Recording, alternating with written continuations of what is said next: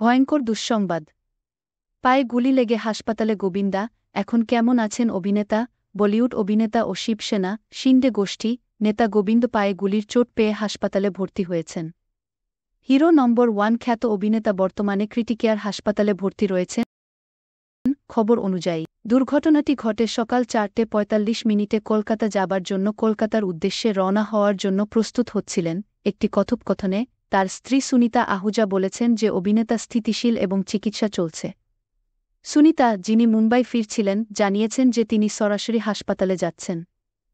আদৌ দুর্ঘটনা নাকি গুলিকাণ্ডের পিছনে কোনো রহস্য আছে তা তদন্ত করে দেখছে পুলিশ।